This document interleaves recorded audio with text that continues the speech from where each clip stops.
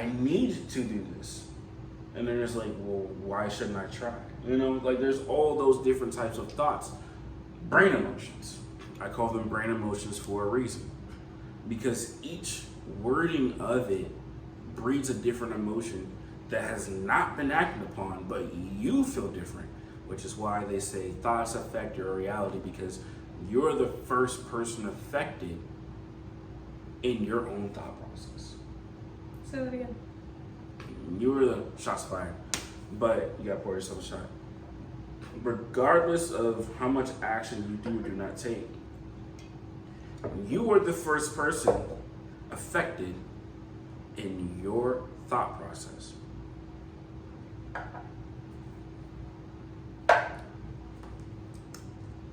So, thoughts. After the impossible, most likely it's probable. There's a percentage of it. What's the percentage? Some people need a certain amount of math behind it, right? What's the percentage of me being able to do this? Some people want to see an immediate percentage. They want to see a number, 12%, 35%, 50%, 75%. And for some reason, if they see 75, they're more likely to go through it. If they see 12, they're like, oh, it's a lost cause, right? But how often was there a 12% chance in someone creating their own reality, but they still went for it? And you know, studies show that the more effort you put towards something, the higher the percentage kind of goes up. So the power is within. What's up? You got something to say? Yeah, let's talk about that effort really quick. Okay. So, and the phrase is pretty common now, but like, how do you eat a whole elephant? How would you eat a whole elephant? One bite at a time. So you may not have the ability to eat a whole elephant in one sitting, but if you sit there and you eat it one bite at a time, you'll figure it out. And that's where, in my opinion, that effort comes in, because you gotta focus it down. You gotta focus on not tackling the whole thing all at once. You gotta pick and choose. So then that 12% becomes 100% of your focus. That 12% becomes 100% of your focus. So they say, you know, you can manifest. Manifest is basically, again, your thoughts become your reality. What you focus on is what you see.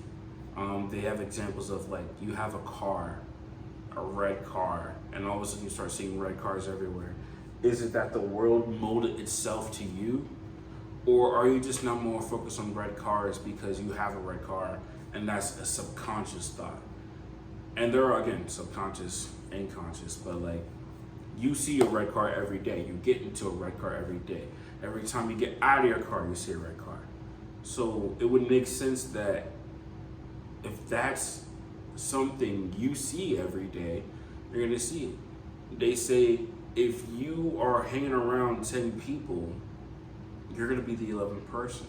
Be it a rich, poor, nefarious, good-hearted, bad-hearted, whatever the fuck you're hanging around, you will become of what you are hanging around. Not because they have so much of an effect on you, because those are where your thoughts are coming from. That's what's being fed to you and you're thinking about it. Another really popular quote is like, your thoughts, be careful of your thoughts, because your thoughts become your words become your actions become your reality. I think there's a couple more in there. It's all steps though. But it's all steps. So you're saying, it's all steps. Oh, be careful, little feet, where you go. You're taking it one step back though. Now, which is what? You're saying be careful of your environment, because your environment will influence your thoughts. Your thoughts become your words become your actions. I promise you, my environment before I came down here was completely different. And I never would have thought I was more capable of my existence where I was. And it was the fact that I thought people were either equals or above me. But then I found people who were even above the people I admired, and they looked at me with happiness and pride and wanted to give to me. And that makes you wonder, where you're hanging among Like, you used to be around people who had a want to acquire something, and then you're in an environment where 85, if not 90% of the people are making that much. And they're like, hey, you got some potential. Versus the people who dream about it and are like, yeah, but you gotta prove yourself to me. And like, again, someone should always step up to the plate for their dreams. But it goes from, hey, prove yourself to me, but I'm at this level, to people who are at this level saying, you got potential. I would totally be your mentor. I ain't gonna give you shit, but like, you can learn some shit from me if you want to. And they're like, you're just like, what the? Like, you're just like, what? I never would have thought I can be here. So yes, your environment affects you. Your environment, sometimes it's not just what you're thinking about, it's who you're around.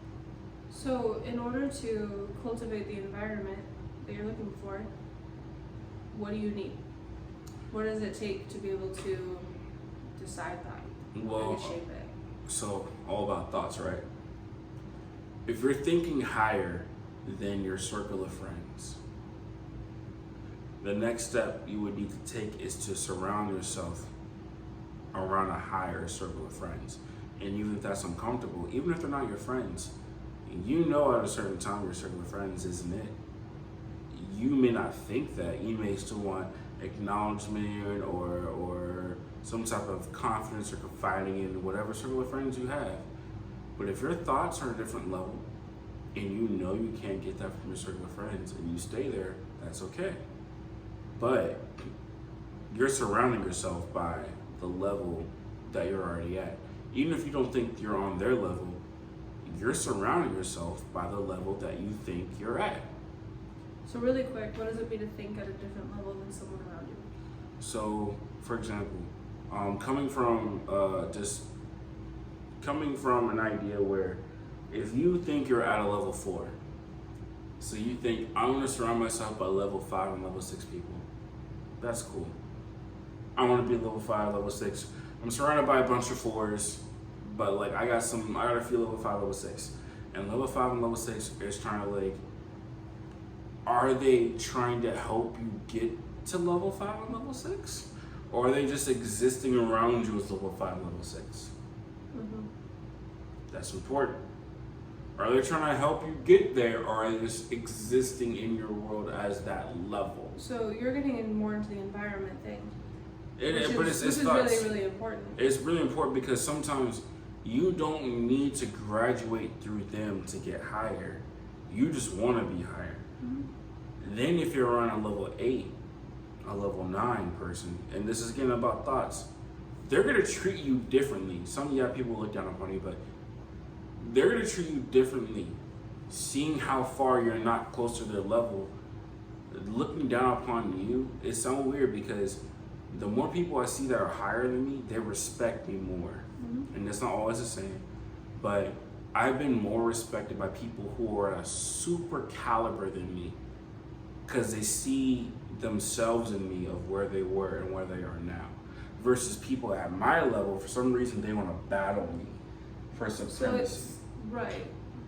So that's interesting, and I want to circle back to that. Don't lose that. But it sounds like growing beyond your current level starts out with thinking beyond your current level.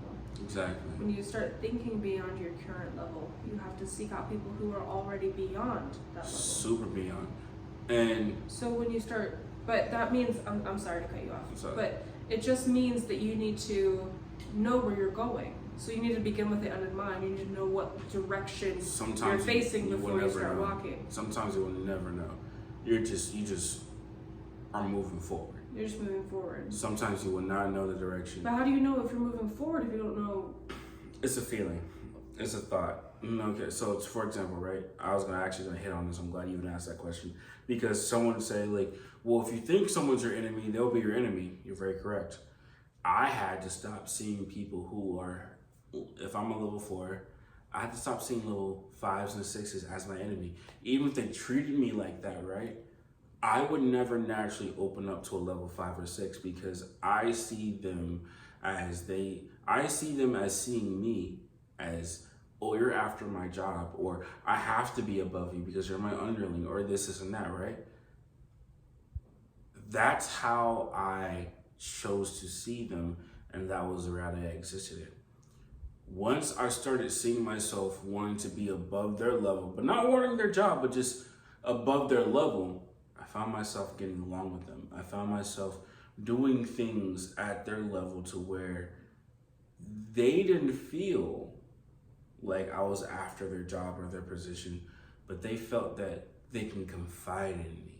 They gained a certain amount of confidence in me where it wasn't a fear of me taking something from them. I gave them confidence in me. So it's like... Can I ask you a question? What's up? It sounds like instead of shooting for a 5 or a 6, you were shooting for an 8. I was. Then those 5 and 6 levels, those people who were 5 and 6s were also shooting for a level 8. Mm-hmm. So because you were both shooting for that higher level, you guys were almost aligned in your purpose, and so you had something in common. Exactly. Whether it was spoken or like that conversation never happened, right? But since the thought happened and the actions happened, there was no longer a disconnect of are you trying hard for this or are you trying hard for that?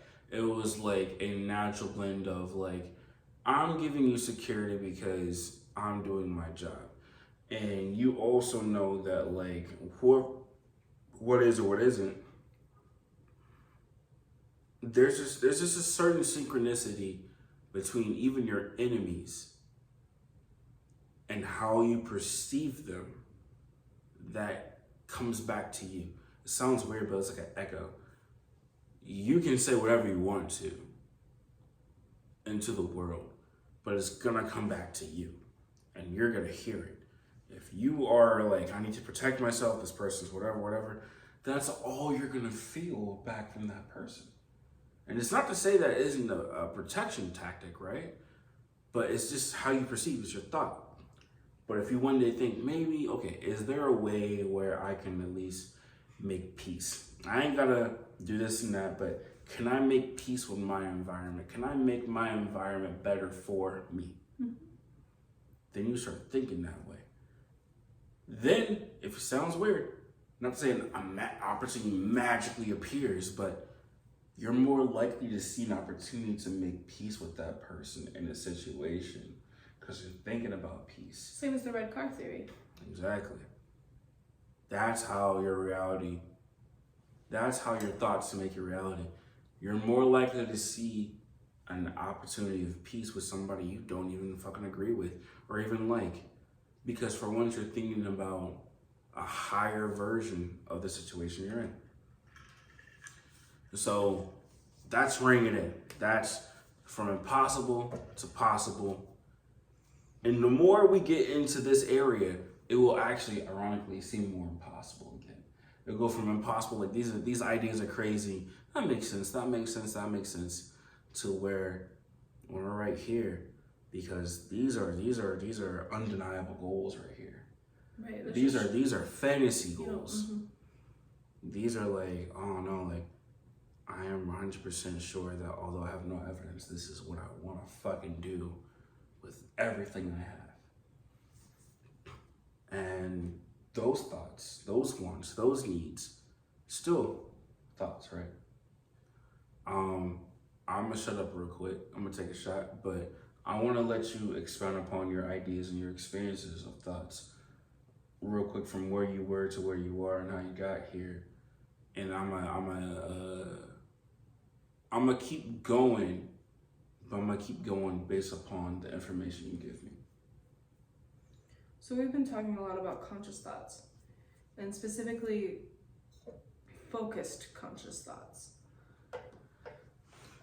And I think that that's a really important topic for a couple of reasons. One, I think that the more focused conscious thoughts you have, the more likely you are to do something about them. The more likely you are to take that first step into the fog.